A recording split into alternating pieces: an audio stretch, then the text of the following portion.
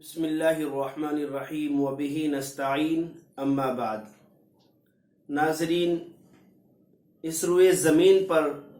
انبیاء کرام علیہم الصلاۃ والتسلیم کے بعد سب سے مقدس اور عظیم جماعت اگر کوئی ہے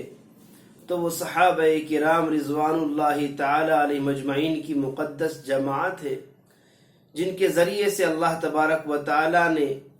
قیامت تک آنے والے انسانوں تک دین برحق کو بھیجا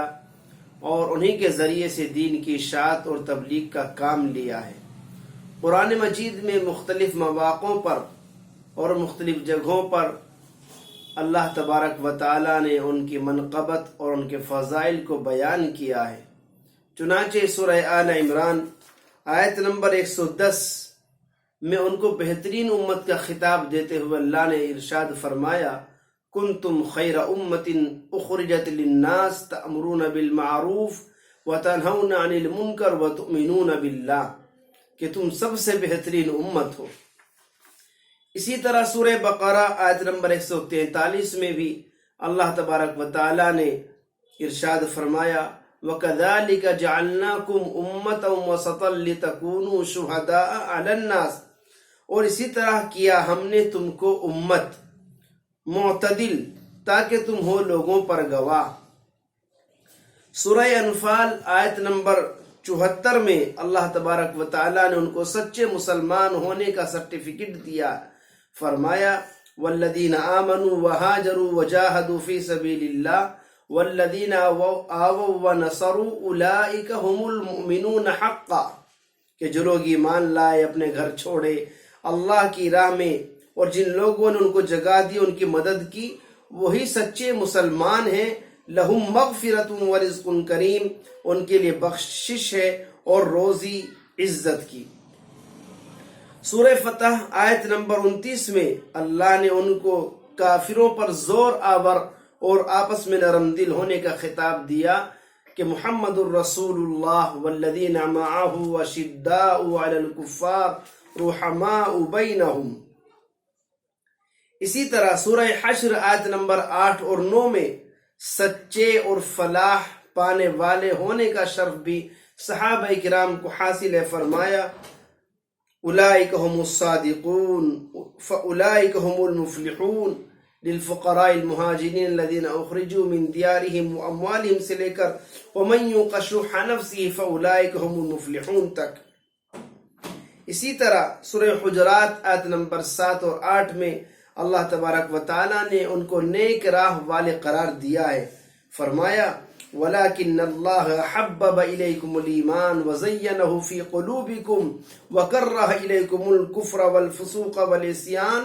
أُولَئِكَ هُمُ الرَّاشِدُونَ فَضْلًا مِّنَ اللَّهِ وَنِعْمَةً۔ سورہ توبہ آیت نمبر 20 میں ان کو مراد کو پہنچنے والے قرار دیا، فرمایا، الذین آمنوا وہاجروا وجاہدوا فی سبیل اللہ باموالہم وانفسہم اعظم درجۃ عند اللہ واولئک هم الفائزون۔ اس کے علاوہ بھی بے شمار قرآن مجید کی آیات ہیں، مختلف صورتوں میں صحابہ کرام کی فضیلت کو، ان کی منقبت کو اللہ نے بیان فرمایا، جس کا خلاصہ یہی ہے کہ یقیناً وہی صادق ہیں، وہی فائز ہیں، وہی فلاح پانے والے ہیں، وہی راشد ہیں۔ اور اللہ تبارک و تعالی نے مختلف خطابات سے صحابہ کرام کو نوازنے کے بعد فرمایا، رضی اللہ عنہم ورضوا عنہ، اللہ صحابہ کرام سے راضی ہیں اور صحابہ کرام اللہ سے راضی ہیں۔ اور ہم چاہتے ہیں کہ ہمیں بھی اللہ کی رضا کا پروانہ ملے، اللہ ہم سے راضی ہو، تو ہمیں بھی اس کے لیے یقیناً صحابہ کرام کی عظمت و محبت، ان کی تقدس کو اپنے دلوں میں بٹھانا ہوگا، جمانا ہوگا، اور صحابہ کرام کے طور طریقے پر، ان کی تعلیمات پر زندگی گزارنا ہوگی۔ آپ نے مشہور حدیث سنی ہوگی، اللہ کے رسول نے فرمایا، لا یؤمن احدکم حتی اکون احب الیہ من والدہ وولدہ والناس اجمعین، تم میں سے کسی شخص کا ایمان اس وقت تک مکمل نہیں جب تک کہ میں اس کے نزدیک محبوب نہ ہو جاؤں، اس کی اولاد سے، اس کے والد سے، تمام لوگوں سے۔ یقیناً ایک مومن کامل ہونے کے لیے اللہ کے رسول کی محبت شرط لازم ہے، اور اللہ کے رسول علیہ السلام کی محبت بھی اسی وقت نصیب ہوگی جبکہ صحابہ کرام سے محبت کی جائے۔ ایک شخص اگر پیارے آقا علیہ السلام سے محبت کا دعویٰ کرتا ہے لیکن امیر معاویہ رضی اللہ تعالیٰ عنہ، حضرت سیدنا صدیق اکبر، عمر فاروق ابن خطاب، عائشہ صدیقہ رضی اللہ تعالیٰ عنہ مجمعین کے تعلق سے ذرہ برابر بھی اس کے دل میں کدورت ہے، اور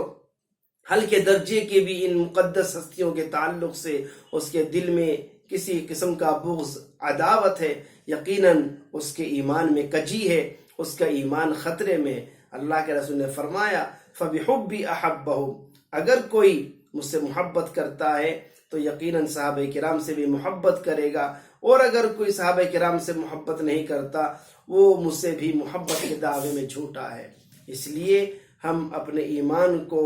درجہ کمال تک پہنچانے کے لیے ہماری ذمہ داری ہے ہم اللہ کے رسول سے محبت کریں، یعنی صحابہ کرام سے بھی محبت کریں، تبھی اللہ کی محبت، اللہ کے رسول کی محبت، اللہ اور اس کے رسول کی رضا کا پروانہ ملے گا۔ اللہ تبارک و تعالی ہم سبھی کو اپنے عقائد کی اصلاح کرنے کی توفیق نصیب فرمائے، آمین۔ وما علینا الا البلاغ المبین۔